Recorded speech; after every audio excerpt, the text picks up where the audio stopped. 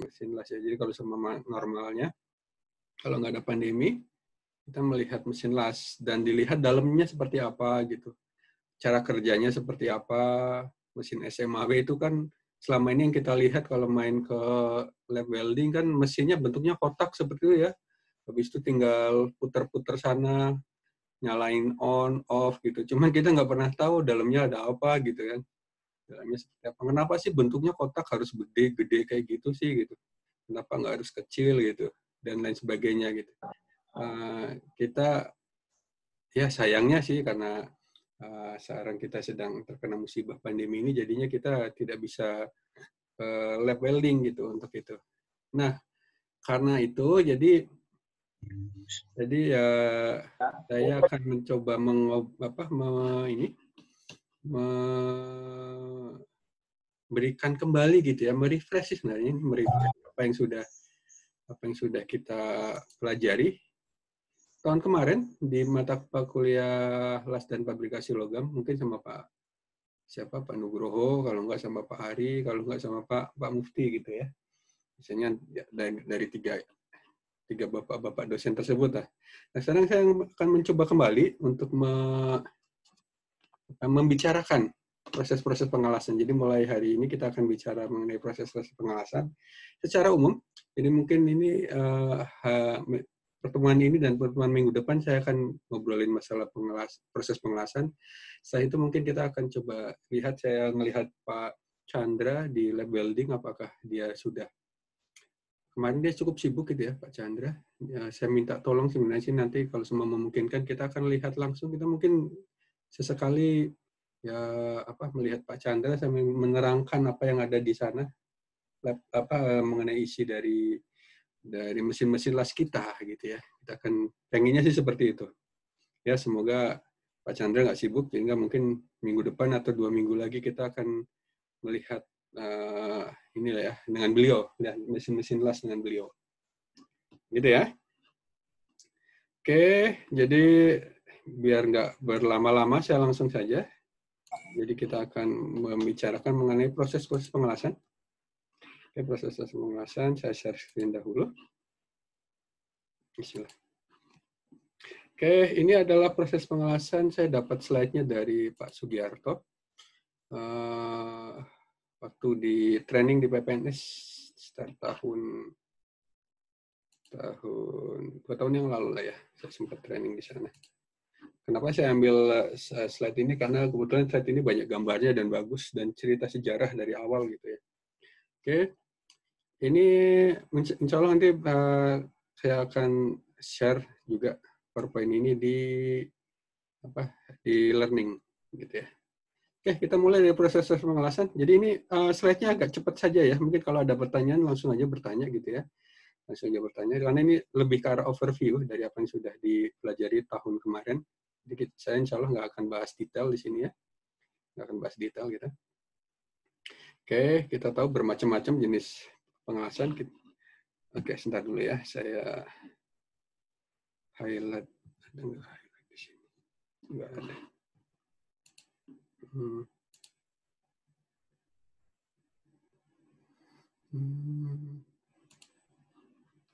Sebentar ya.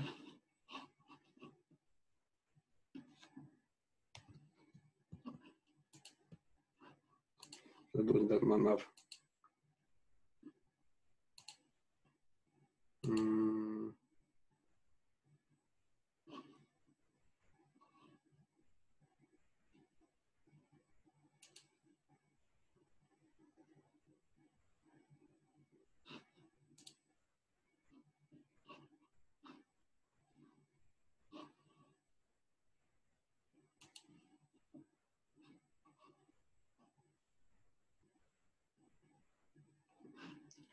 Sebentar, masih ada kesalahan teknis.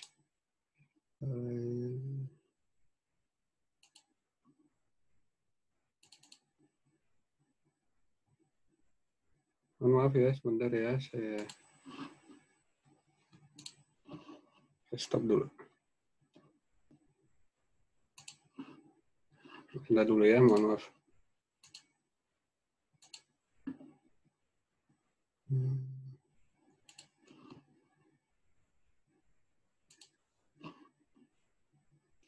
Oke.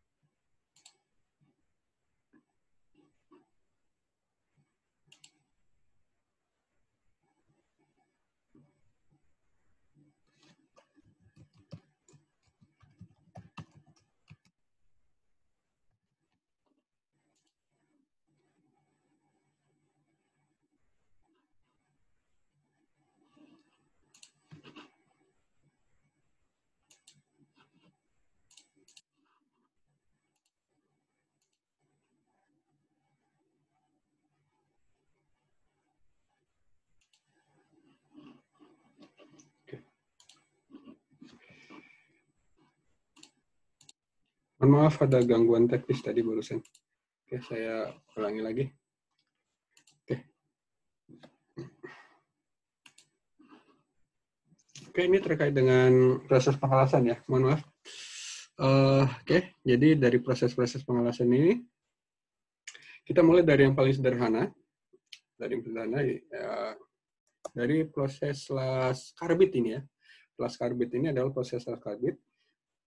Las karbit itu bahasa Inggrisnya adalah asetilen. Karbit itu asetilen. Dan ini oksiasetilen artinya oksigen dengan asetilen digabungin. Namanya OAW.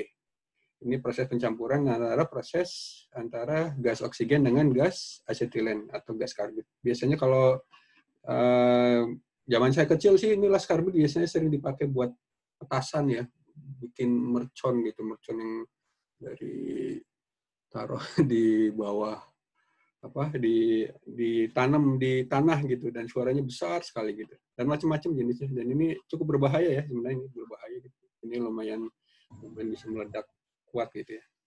Ini las karbit gitu ya dan sampai sekarang ini sering-sering digunakan untuk mengelas yang ya nggak pakai listrik lah intinya ya, las karbit gitu. Beberapa masih sering digunakan.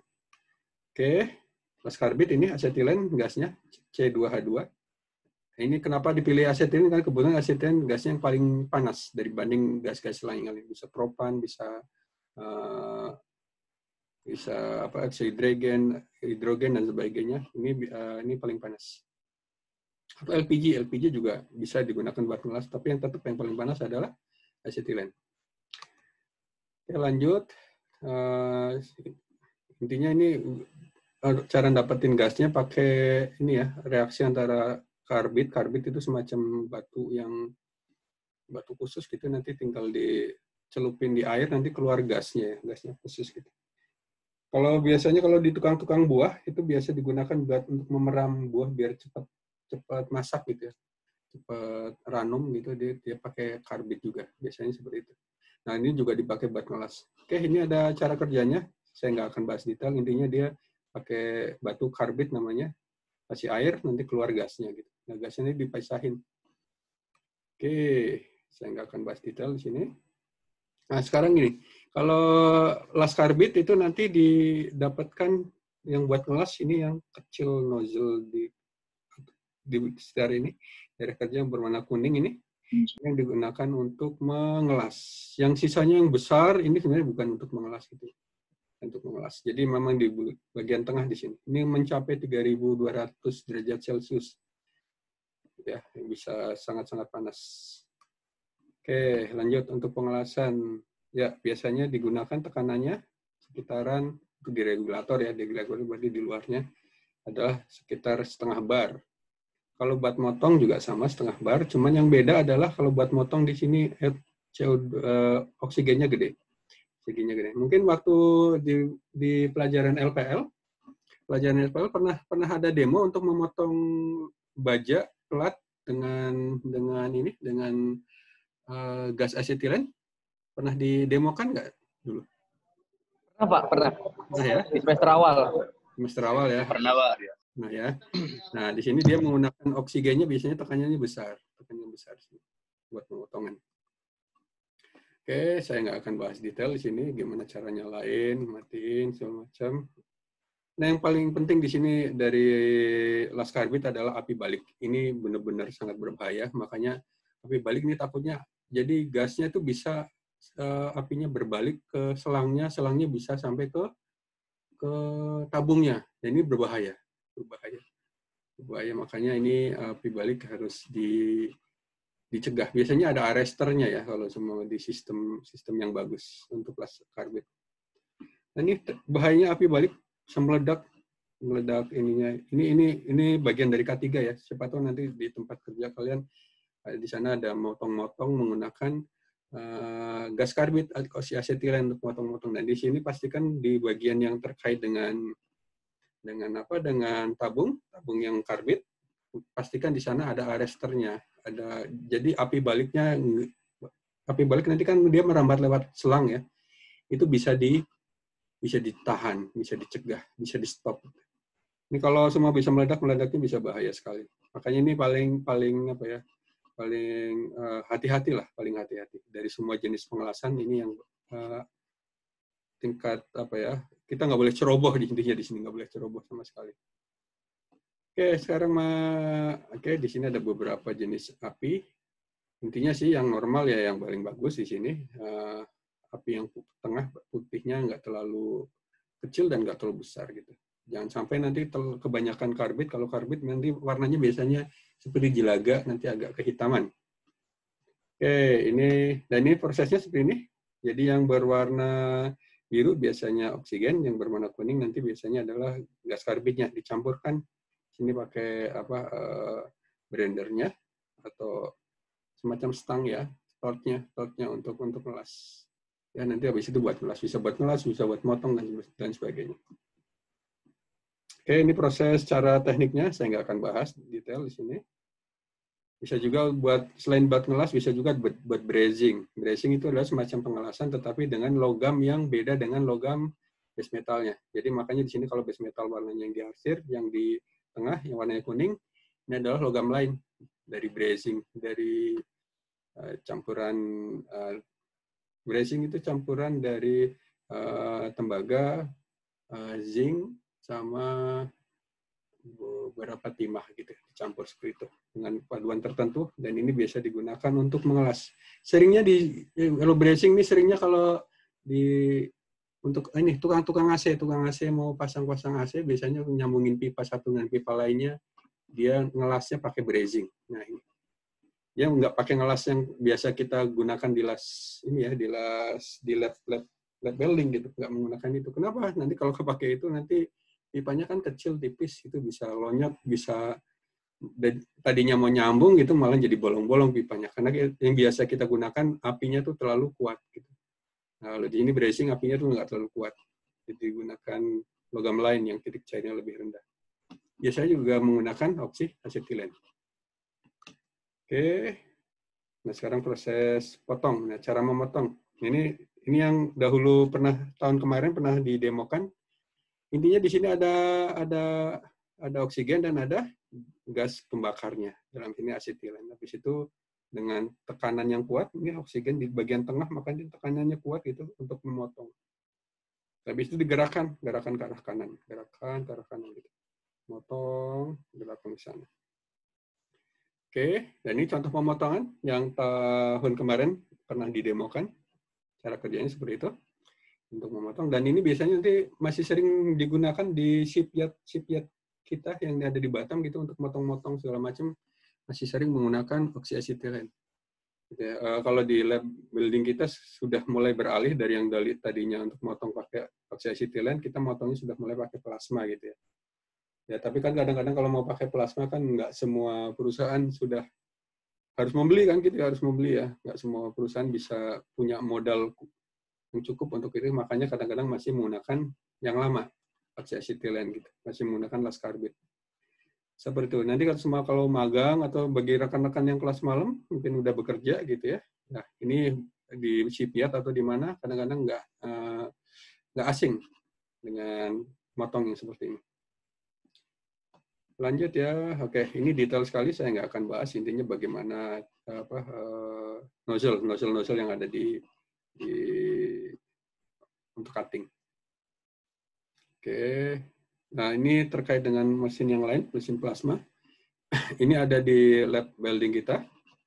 Oke, saya nggak akan bahas. Mungkin waktu tahun kemarin sudah pernah melihatnya bagaimana cara kerjanya gitu ya. Tapi intinya di sini dia udah bukan menggunakan las karbit lagi, tapi menggunakan plasma. Terus ada juga untuk motong dia dengan menggunakan laser cutting ya. Biasanya untuk laser cutting ini biasanya untuk yang nggak terlalu tebal gitu, kecil, tipis, dan presisi. Ini menggunakan laser cutting. Ini contohnya dari di sini yang paling dekat dengan di Poltek itu, di belakangnya Poltek ada perusahaan Panasonic gitu ya. Itu kan perusahaan elektronik ya. Dia untuk membuat part-part kecil untuk motong-motong segala macam dia menggunakan laser cutting. Nah, mereka punya gitu untuk motong-motong yang kecil gitu. Kalau kita ngelas kan bentuknya gede-gede ya, gede-gede gitu. Nah, kadang-kadang gimana kalau cara memotong tapi lubangnya sebesar kayak lubang jarum gitu. Nah, kayak lubang jarum kecil sekali ya. Nah, atau pokoknya segede itulah nanti motongnya gitu ya. Ini bisa pakai laser cutting. Ini buat pakai laser ya. Laser ini bukan seperti kayak di film kartun ya yang bisa buat nembak gitu atau di Avenger atau di mana gitu. Lasernya beda. Di sini lasernya gede sekali gitu. Gede. Jadi kalau di sana kan bisa digenggaman tangan ya. Yang saat ini digenggaman tangan untuk bisa tembak-tembakan seperti itu ya, belum ada. Kalau mau bikin laser yang bisa motong itu ya emang harus gede kayak gini. Peralatannya bisa gede dan mahal sekali. Oke, saya lanjutkan. Oke, prosesnya. Nah, sekarang gini. Nah, ini yang paling bagus gitu ya, yang paling bagus. Ini ada proses pengelasan, ada flame. Flame ini yang kayak tadi menggunakan karbit. Terus ada juga menggunakan plasma dan ada juga menggunakan laser. Intinya sih makin ke bawah makin bagus kualitasnya. Tapi kalau flame cutting ini nanti dia ngelas ininya bisa cepat ya untuk murah lah, intinya ini murah ya. Terus kalau yang plasma dia nanti bisa memotongnya bisa cepat. Oke, lanjut ya. Terus ada lagi yang memotong dengan air. Nah, memotong dengan air. Menarik ya, namanya water jet cutting. Ini jadi memang intinya yang ada di sini adalah air. Jadi nanti air lewat sini ya, airnya. Nah, airnya nanti dikasih butiran-butiran, namanya butiran-butiran abrasif ya. Jadi kalau air saja nanti biasanya memotongnya tidak terlalu cepat. Jadi nanti dikasih butiran. Butirannya biasanya sesuatu yang tidak mudah berkarat ya. Nah, nanti taruh di situ. Nanti dan itu butirannya kecil sekali, ukurannya kecil sekali, ditambahkan ke air. Setelah itu nanti dari atas ada tekanan yang sangat kuat, ditekan, habis itu nyemprot dengan tekanan yang sangat tinggi. Dan ini digunakan untuk memotong. Ya, untuk memotong. Oke, bahkan di perusahaan-perusahaan shipyard yang bikin kapal-kapal dari aluminium untuk presisiannya, kadang-kadang mereka menggunakan water jet cutting untuk memotongnya gitu ya. Potongnya menggunakan water jet cutting karena bisa presisi, nggak penyok-penyok, dan nanti begitu dipotong juga adem karena dia pakai air ya. Beda sama kalau sama rekan-rekan tahun kemarin memotong menggunakan las karbit, hasil potongannya di pelatnya itu akan panas ya, panas dan nunggu dingin dulu gitu. Tapi kalau ini dari water jet cutting dia begitu udah dipotong dia akan dingin, mudah langsung digunakan dan presisi. Ini biasanya nanti digabungkan dengan mesin namanya mesin CNC gitu ya untuk membuat potongan yang presisi dan ya bisa langsung dipakai ya. Jadi nggak melewat gitu ya, nggak melewat. Oke, saya nggak akan bahas lagi di sini. Oke, sekarang mengenai pengelasan. Oke. Intinya bedanya pengelasan dengan brazing, kalau yang di bawah tadi udah kita bahas, ini brazing. Brazing intinya adalah kalau kita ngelas, di sini ada logam yang berwarna kuning, dia nggak menyatu. Yang berwarna kuning ini logamnya nggak menyatu. Nah, kalau kita mengelas, bedanya kalau mengelas, di sini kalau logam induknya, base metalnya, gitu ya, dengan yang logam las-lasannya, kalau nanti begitu sudah selesai pengelasan, dia menyatu. Ini dengan ini menyatu. Nah, kalau prosesnya menyatu ini adalah kita bilang namanya kelasnya fusi. Kelasnya fusi, dia menyatu ya. Menyatu. Juga jenis-jenis las-lasan yang lain saya nggak akan bahas, cuman kita lebih concern di bagian las fusi, karena di bagian shipyard kita lebih sering bersinggungan dengan las fusi. Oke, buat rekan-rekan semua, mohon maaf, nanti kalau semua ada yang bertanya, bertanya saja ya. Tanya saja ya, jangan sungkan ya untuk bertanya. Aduh, mah kayak mana? Udah jam 9 aja, Wak. Kita ngerjain nanti nih.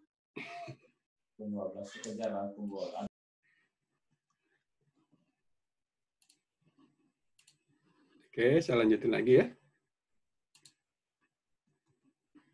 Oke, dari sini terkait dengan las fusi. Saya nggak akan bahas detail. Oke. Intinya kita akan membicarakan beberapa jenis pengelasan, tapi pertama kali posisi pengelasan. Ini yang pertama sudah pernah kita pelajari di tahun kemarin. Ya, ini adalah posisi kalau ngelas dari atas, posisi elektrodanya dari atas, posisi seperti ini. Posisinya namanya posisi flat. F ya, hurufnya F, flat. Ini yang posisi flat. Oke. Terus ada juga yang begitu mengelas posisinya ini. Jadi ini posisinya mendatar ya, elektrodanya mendatar. Cuma nanti ngelasnya dia dari bawah ke atas. Ini ngelasnya dari bawah ke atas, atau juga kadang-kadang ada ngelasnya dari atas ke bawah. Cuman yang paling sering digunakan adalah dari bawah ke atas. Nah, ini namanya proses kayak gini, baik yang sebelah kiri maupun sebelah kanan, prosesnya adalah namanya proses vertikal. Kalau semua dia dari bawah ke atas namanya uphill, kalau dari atas ke bawah namanya downhill. Dari bawah ke atas namanya uphill, kalau dari atas ke bawah namanya downhill. Nah, sekarang prosesinya seperti ini. Ini dari kiri ke kanan nih, bukan dari atas ke bawah, dari kiri ke kanan atau dari kanan ke kiri gitu. Prosesnya seperti itu. Elektrodanya sama-sama horizontal juga. Intinya dari kiri ke kanan atau dari kanan ke kiri bisa dibayangkan ini posisinya posisi horizontal. Terus ada juga mengelas di mana posisi pengelasan yang harus dilas ada di atas kepala. Namanya kalau di sini namanya overhead. Jadi ini ngelasnya di atas. Yang mau nggak mau kadang-kadang posisinya mungkin harus seperti itu ya. Kalau di kapal banyak sekali sambungan-sambungan yang mau nggak mau kalau di las awalnya sih mungkin ngelasnya normal flat gitu ya. Terus yang kedua sudah mulai rumit, sudah mulai pasang-pasang, sudah mulai ada yang vertikal. Tapi kadang-kadang mau nggak mau kadang-kadang harus ada yang dilas secara overhead gitu. Dan ini mungkin kejadian cukup banyak. Terutama kalau di modul-modul yang mau disambungin, kalau satu dengan lainnya mau disambungin ngelasnya, dan biasanya di ketinggian tertentu, nah mau ngelasnya harus overhead. Oke, saya lanjutkan berikutnya. Ini apa ya? Nanti dulu. Nah sekarang mesin las. Nah, kita mulai ngobrolin dengan mesin las. Bermacam-macam mesin las. Ini contohnya mesin las yang ini cukup familiar ya dengan mesin las yang ada di welding. Bentuknya bermacam-macam, ada yang gede, ada juga bentuknya agak kecil seperti ini. Biasanya satu dengan lainnya berbeda gedenya, kadang-kadang terkait dengan ampere atau kuat arus yang bisa diberikan oleh mesin las ini. Oke, nah ini kita mulai dari yang pertama. Ini adalah mesin las listrik yang paling awal ya, paling awal sering digunakan. Zaman dulu sih ini, zaman dulu sering digunakan ini adalah menggunakan trafo. Trafo ini adalah dari arus bolak-balik dari PLN, ada lilitan sederhananya gitu ya, terus cara kerjanya sederhana aja. Habis itu yang kedua di sini ada lilitan lagi, cuman lilitannya lebih sedikit. Jadi kalau dari PLN 220 volt, ini nanti diturunkan biasanya ya kalau ini 20 atau 20 sampai 40 volt gitu ya. Digunakan untuk ngelas. Dan di sini arusnya AC bolak-balik, di sini juga arusnya masih AC bolak-balik. Ini masih ini di awal-awal mesin las banyak masih cara kerjanya seperti ini. Lanjut. Oke, saya nggak akan bahas yang ini. Nanti aja, insya Allah kalau semua kita udah mulai bahas lebih detail. Yang kedua ada lagi yang prosesnya menggunakan conformer atau converter. Ini udah jarang banget ini ya. Ini udah jarang banget ya. Ini prosesnya saya nggak akan bahas sih karena kita udah jarang banget nggak nemu lagi yang kayak gini. Ini yang ini dengan rectifier. Jadi ini harus bolak-balik, ini diturunkan. Habis itu di sini ada rectifier. Rectifier itu artinya penyiarah ya, penyiarah. Jadi keluarnya di sini arusnya dari awalnya bolak-balik, di sini keluarnya arus arah. Ini transformator ditambahin dengan rectifier. Cara kerjanya sebenarnya mirip dengan adaptor. Adaptor itu apa? Adaptor yang dalam bentuk kecil yang paling sehari-hari kalian pegang itu adalah charger buat HP. Charger buat HP kalian ya. Charger buat HP itu kan masuknya dari PLN ya. PLN masuk ke colokan charger itu 220 volt gitu ya. Nah, di dalam charger itu sebenarnya ada trafonya. Trafonya dari 220 volt diturunkan sampai ke sekitaran kalau kalian pakai USB biasanya di situ sekitar 5,7 volt gitu dikeluarkan di situ. Nah, habis itu nanti disearahkan. Di sana ada sistem penyiarah, ada diodanya bisa di sana. Setelah itu keluar habis itu kalian colok ke HP. Sebelum colok HP. Nah, sederhananya sih HP kayak gitu ya. Nah, sekarang bayangkan HP itu dalam bentuk yang besar. Mungkin gedenya setengah kulkas gitu ya. Charger HP tapi gedenya setengah kulkas. Nah, itulah yang kita lihat yang ada di lab welding itu.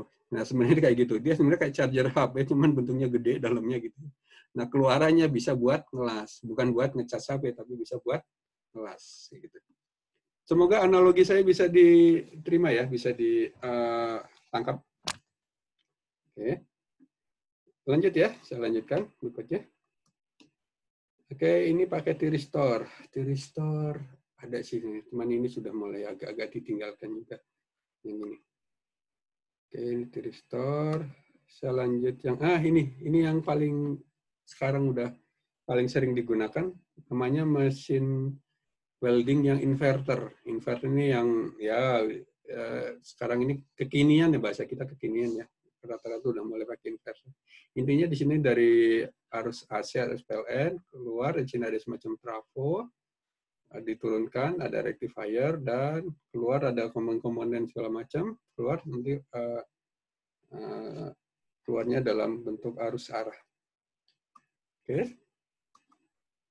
Nah ini inverter yang sudah diperbaiki. Intinya gini.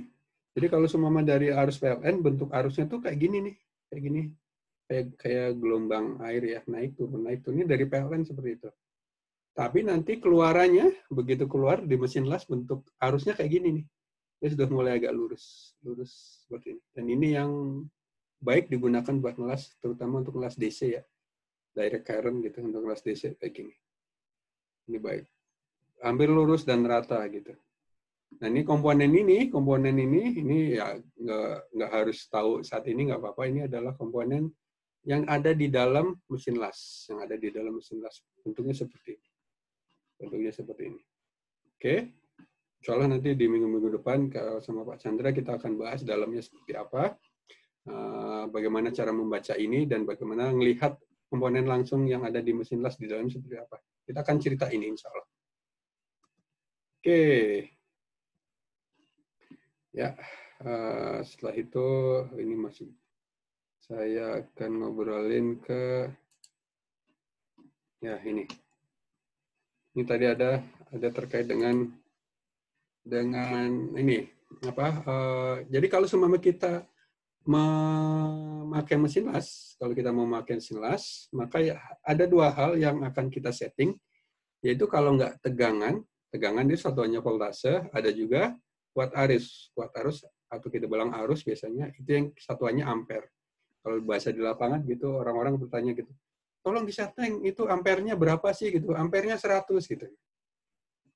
Ya memang satuannya ampere ya, jadi maksudnya itu arus gitu, kuat arusnya berapa.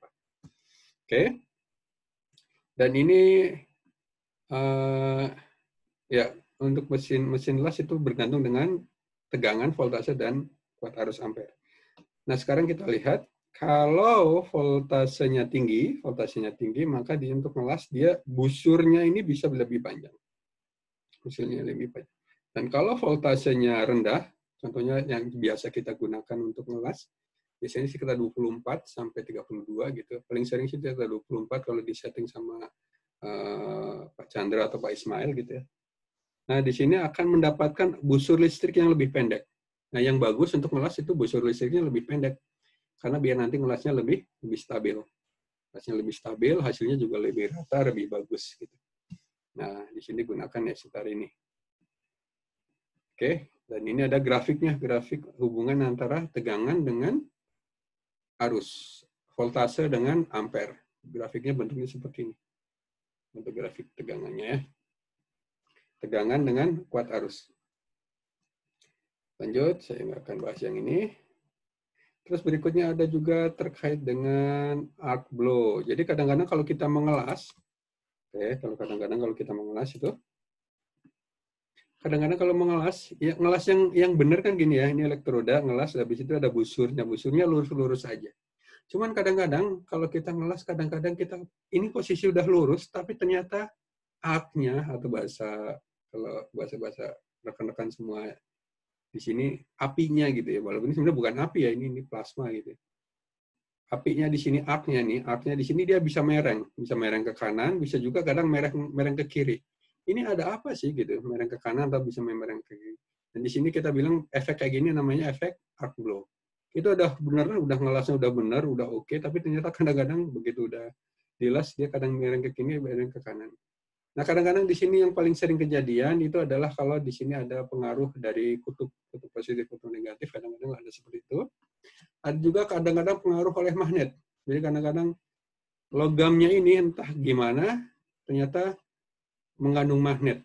Jadi entah kenapa lagi proses dulunya mungkin pernah diperiksa menggunakan NDT menggunakan magnetic particle atau apa, selama proses pernah lewat gulungan yang ada arusnya atau apa, sehingga dia mengandung sedikit magnet.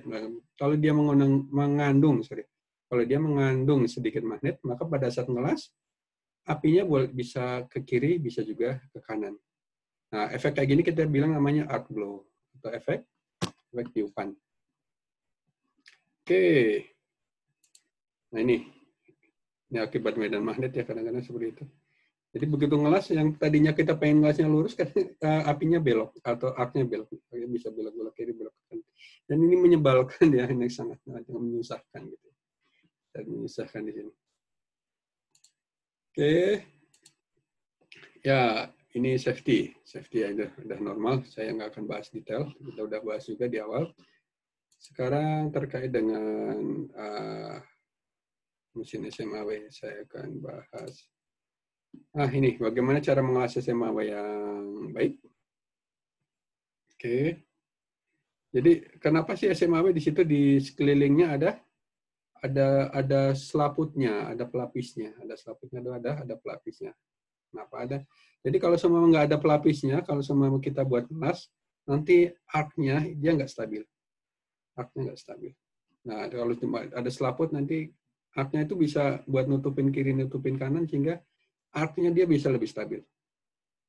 Terus yang kedua, kalau kita nggak pakai selaput, kalau ngelas, nanti di sini ada udara dari luar itu bisa langsung bereaksi. Udara dari luar bisa langsung bereaksi nih di sini. Nah, bereaksi ini nanti bisa menimbulkan, begitu udah panas, begitu dingin dia langsung menimbulkan karat. Jadi logam las-lasannya langsung berkarat kalau nggak ada pelindungnya. Nah, makanya di sini berikan flux agar ada gas pelindung untuk melindungi oksigen dari udara, untuk melindungi oksidasi atau bahasa sederhananya untuk melindungi dari karat. Oke, sudah. Terus ada proses yang lain tadi. Ini berikutnya adalah flash menggunakan TIG atau menggunakan gas tungsten. Gitu. Ini adalah proses pengelasan menggunakan gas tungsten. Jadi mirip dengan proses yang tadi, proses SMAW, cuman bedanya di sini nanti ditambahin ada gas. Gasnya biasanya gas yang inert atau gas yang nggak bereaksi, bisa argon, bisa helium gitu ya. Dan ini disalurkan lewat sini gitu ya. Dan nanti keluar di sini. Nah, di sini sebenarnya mirip dengan SMAW, cuman bedanya di sini adalah nanti nggak pakai flux di sini, nggak pakai flux. Jadi di sini logam nggak perlu flux, nggak perlu yang buat selaput buat melindungi. Nah, yang melindunginya nanti diganti oleh gasnya ini. Gasnya nanti di sini lewat dalam terus lewat selang, keluar lewat pouch, dan nanti keluar. Nah, di sini nanti keluar buat melindungi. Nah, untuk kayak gini ini ada torch-nya atau gagang stangnya gitu. Dan nanti kalau dia mau buat ngelas, mau logam isi, nanti ada lagi filler metal, kita bilang ya, filler metal dari luar. Ya mungkin rekan-rekan semua udah pernah lihat tahun kemarin lewat demonya langsung. Saya hanya overview saja. Overview di sini. Ini ya kalau semua bedanya SMAW dengan TIG. Kalau SMAW elektrodanya dia ikut mencair, terus fluxnya nanti buat melindungi ya terbakar. Nah kalau TIG di sini elektrodanya nggak ikut mencair, tidak mencair. Nah di sini ada gasnya di sini gas dari gas argon atau gas helium gitu, antara dua itu. Nah habis itu nanti ada dari luar di sini ada fillernya, filler metalnya. Ini nanti mencair, dicairkan ya nanti buat mengelas.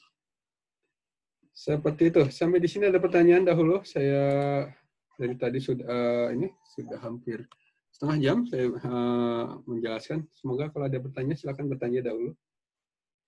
Dipersilakan. Pak, izin bertanya, Pak. Silakan. Ini yang soal last carpet tadi, Pak. Itu cara mengatasi api balik itu gimana tuh, Pak? Oke, terima kasih. Api balik dari last carpet tadi ya. Makanya di sana ada semacam namanya arrestor ya, arrestor untuk mencegah api balik gitu ya. Jadi saya coba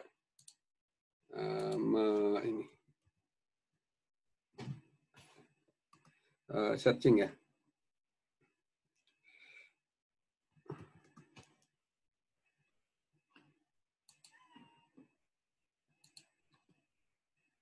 Oke.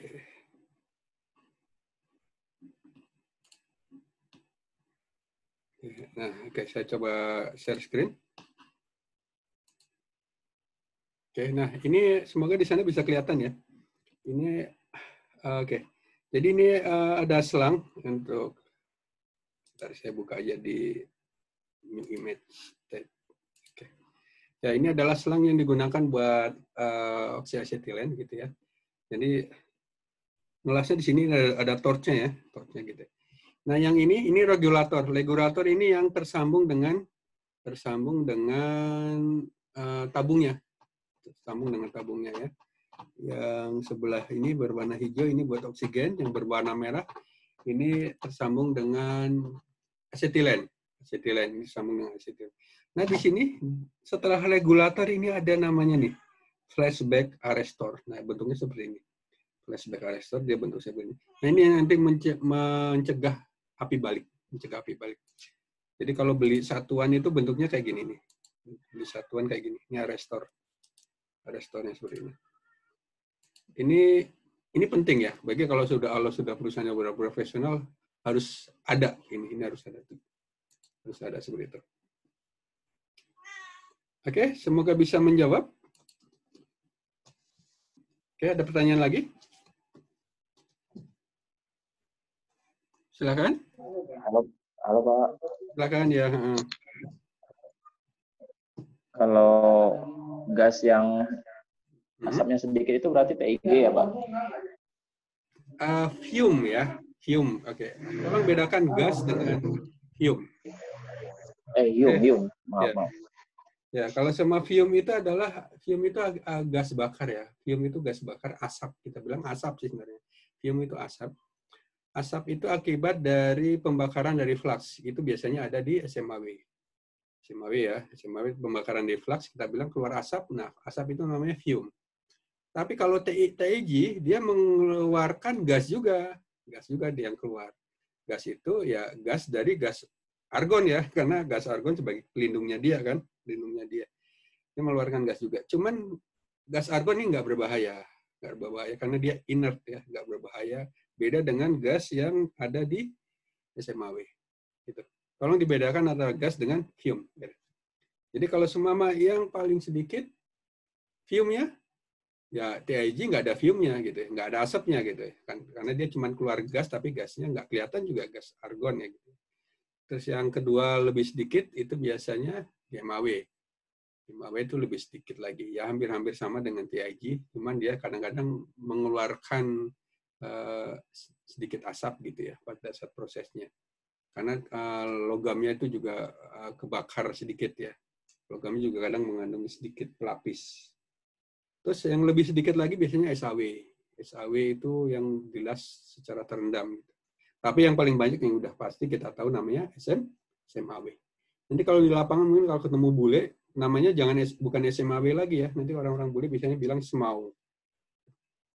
Karena mereka nggak tahu bahasa W. Kalau W kan bahasa Indonesia ya, kalau bahasa Inggris kan W gitu kan. Kalau ngomong bahasa Inggris SMAW gitu, kayaknya kepanjangan gitu ya. Makanya kalau orang bule bilangnya SMAW gitu, SMAW aja. Ya, gitu. Ini sekedar ini aja, sekedar apa? Nanti kalau semua ketemu di dunia kerja, istilah seperti itu. Oke, semoga bisa menjawab. Oke, ada yang bertanya tadi. Halo Pak. Oke, tadi ada pertanyaan juga nih dari Eka Putri. Kenapa mesin las on-former jarang dipakai? Ya, karena juga ininya gini ya, mesin las itu makin ke sini yang diminta itu adalah efisiensi. Efisiensi dan namanya ini, duty. Duty itu kemampuan untuk mengelas. Kemampuan untuk mengelas berapa lama sih? Jadi mesin las yang bagus itu selain yang awet ya itu udah pasti. Yang kedua adalah dia bisa dipakai terus-terusan. Bisa dipakai terus-terusan. Nah, kalau bisa dipakai terus-terusan kita bilang namanya heavy duty. Heavy duty kan. Kadang-kadang kalau kita beli alat-alat gerinda, alat-alat apalah gitu ya, mungkin ada tulisan heavy duty artinya memang dia digunakan terus-terusan, nggak ada masalah gitu. Mesin las juga seperti itu. Mesin las seperti itu dan tidak mahal, tidak mahal. Nah, kalau semua las on former segala macam memang secara komponen sekarang ini dia nggak bisa bersaing dengan yang lain ya. Dia bentuknya las-lasnya biasanya gede, untuk trafo sama konformer nanti lasnya gede dan mahal. Makin ke sini las itu bentuknya trennya makin kecil. Makin kecil dan makin murah. Kenapa bisa murah? Karena memang bersaing karena ada efisiensi dari elektronik sehingga mereka bisa bersaing secara harga. Harga bisa lebih murah, kualitas lebih bagus, dan bisa dipakai terus-terusan. Oke. Dan itu yang akhir-akhir ini yang paling sering digunakan adalah las inverter. Inverter yang paling sering digunakan. Seperti itu. Tadi ada yang bertanya kembali? Silakan. Izin aja Pak. Silakan ya. Ini Pak yang terkait las karbit Pak. Ya. Itu kalau dari segi kekuatan itu gimana tuh Pak? Terus juga sama ada kan biasanya kan kita dalam di lapangan itu kan ada satu kondisi kan harus pakai lasan gini, harus pakai lasan gitu. Nah itu ada kemungkinan nggak Pak? Las karbit itu digunakan untuk kondisi ini. Pertanyaan ada proyek-proyek. Hanya bagus. Las karbit itu las yang sebenarnya kalau kita pakai las karbit, keuntungan dari las karbit itu adalah dia panasnya nggak terlalu tinggi, nggak seperti kalau kita ngelas yang pakai las SMAW, apalagi kita ngelas di lab welding ya, itu panasnya tinggi sekali. Jadi salah satu keuntungan buat las karbit itu adalah karena dia panasnya nggak terlalu tinggi, dia bisa untuk mengelas pelat-pelat yang tipis sekali. Bahkan dia bisa ngelas pelat-pelat yang tipis kayak seng. Coba bayangkan kayak seng ya, yang buat di atap rumah gitu ya. Coba atau dia yang bentuknya datar gitu ya, seng yang datar gitu ya. Itu bisa dilas dengan las karbit.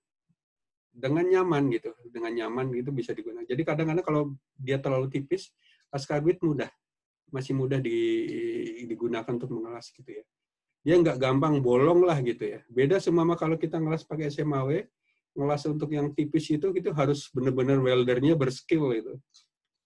Ngatur arusnya juga susah gitu, weldernya berskill dan nggak semua orang bisa lah gitu ya. Nah, kalau pakai las karbit lebih mudah. Tapi las karbit punya kelemahan yang paling besar, yaitu bahwa dia kalau ngelas nggak bisa cepat. Yang ngelasnya lambat gitu, yang ngelasnya lambat nggak bisa cepat. Jadi kalau buat produksi yang banyak, ya las karbit nggak bisa nuntut gitu. Nggak bisa.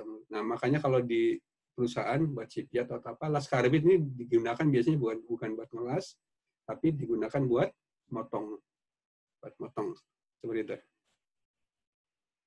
Oke, ada pertanyaan lagi di sini. Ada yang bertanya, untuk pengelasan di bawah laut itu biasanya menggunakan mesin las apa? Oke, pengelasan bawah laut ya. Pengelasan bawah laut itu menggunakan mesin SMAW. Ya, SMAW dia. Menggunakan mesin SMAW. Tapi SMAW yang khusus ya, sehingga nanti nggak mudah menyetrum dan sebagainya. Itu mesin SMAW. Cuman yang paling penting dari las bawah laut itu adalah weldernya. Ya, bukan peralatannya tapi weldernya yang harus benar-benar punya sertifikasi bawah laut, terus dia pernah melakukan pelatihan dan mahal ya. Dari semua jenis welder yang paling elit itu adalah welder bawah laut. Saya pernah main di satu forum welder di luar negeri gitu. Di sana salah seorang bercerita dia pernah jadi welder bawah laut selama setahun gitu, dan selama setahun mungkin dia ngelasnya banyak. Habis itu selama setahun dia ngelas, dia sudah bisa buat pensiun dari uangnya itu. Sudah bisa pensiun di situ. Ya, artinya dia dapat uang banyak sekali di situ ya. Kadang-kadang memang jam terbangnya tinggi. Tapi ya resikonya juga tinggi, karena walaupun dia dapat uang banyak di sana, dapat ini banyak. Memang namanya resiko buat ngelas di bawah laut lebih ke arah ya paru-paru kita dan sebagainya.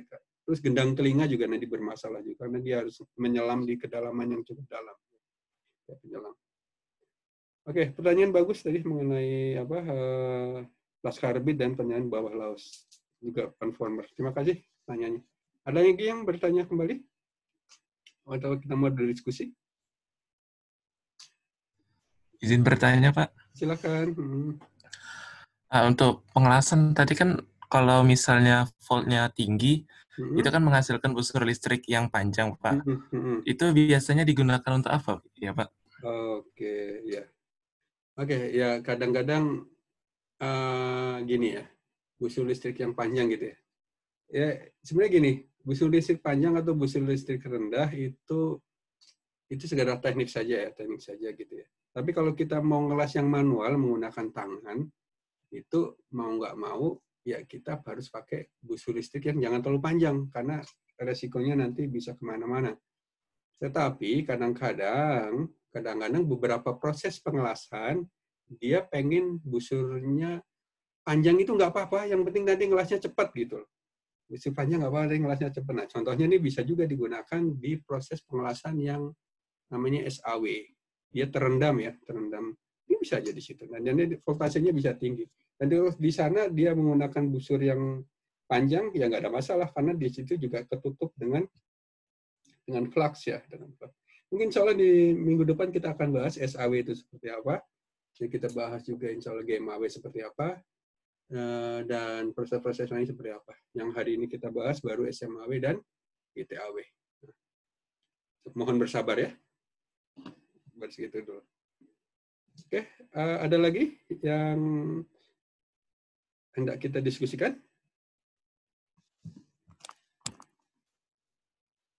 Terima kasih nih ya, semuanya datang lengkap dan banyak gitu ya. Saya merasa amazing gitu, baru kali ini saya Zoom dengan sebanyak partisipan sampai 49 mahasiswa. Ini luar biasa bagi saya. Oke, terima kasih atas partisipasinya. Kalau nggak ada yang bertanya, saya cukupkan sampai di sini. Insya Allah bagi yang mau melihat rekamannya kembali, nanti akan coba upload di Learning. Oke, saya cukupkan sampai di sini semuanya.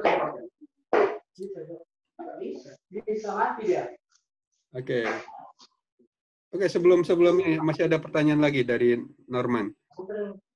Apakah di pengelasan bawah laut tidak berefek ke umur weldernya ya, umur weldernya? Oh, umur lasannya. Oke, jadi ini di kualitas las-lasannya ya. Kayak Norman bertanya nih, apakah tidak berefek terhadap kualitas dari las-lasannya? Jadi gini, las bawah laut itu Karena memang yang dilas itu nggak bisa diangkat ke darat gitu. Kebayang ya kalau semama kita memang mau nggak mau lasnya harus di situ gitu. Lasnya harus itu. Jadi yang dilas itu nggak bisa dibawa ke darat gitu. Sebagai contoh mungkin suatu saat ada satu kapal gitu ya. Kapal dia kena di bagian bagian hal yang paling luar gitu ya, bagian lapisan paling luar di bagian bawah gitu, bagian bawah gitu. Nggak mungkin juga kan kapalnya diangkat, dan di situ mungkin nggak ada dry dock, nggak ada apa, mau nggak mau harus di situ, dilas di bawah air gitu. Ya, karena dia harus dilas di bawah air, ya harus yang ngelas di situ. Nah, sebenarnya kualitas las bawah air itu dibanding kualitas yang lain-lain, itu sebenarnya paling buruk ya, paling buruk. Cuman mereka, dia nanti ada kriterianya sendiri sih. Cuman kualitasnya nggak sebagus yang di atas air, nggak. Walaupun weldernya juga udah keren banget itu, tapi memang kualitas untuk las bawah air nggak sebagus yang di atas. Tetapi memang mau nggak mau itu harus dilas gitu, harus dilas dengan standar tertentu yang memang nggak tinggi amat standarnya gitu, harus dilas di situ. Dan nanti ya dengan persyaratan tertentu nanti bisa dikondisikan ya, sehingga nanti apakah itu bagus atau tidaknya. Jadi contohnya gini ya, kayak kadang kayak gitu ya, ada kapal yang bagian bawahnya harus dilas. Atau kadang-kadang kalau semua kita di bagian offshore di tengah laut gitu ya, di bagian bawah gitu ya, bawah air laut yang memang harus dilas dan mau nggak mau di sana harus itu gitu. Nggak mungkin juga kita bongkar bangunan jaketnya, kita bongkar gitu untuk ngelas itu gitu. Nanti produksinya berhenti, padahal produksi jauh lebih menguntungkan gitu. Jadi ngomong-ngomong ya weldernya harus ke sana, harus nyelam, harus ngelas gitu. Dan kalau nggak dilas nanti bisa jadi berbahaya dan lain sebagainya gitu. Nah, makanya dari situ namanya pengelasan harus dilakukan, ya harus dilakukan gitu. Oke, untuk GMAW dan sebagainya kita bahas insya Allah di minggu depan ya. Ini segini dulu. Oke, saya rasa sampai di sini dulu pertanyaan dari Muhammad Zikri. Saya bahas insya Allah di minggu depan ya. Mohon nanti minggu depan kita bertanya lagi ya. Saya belum tentu saya bisa jawab semuanya gitu, tapi akan saya jawab apa yang saya tahu di sini. Yang penting kita nanti diskusi aja di sini ya. Oke, dari yang lain-lain,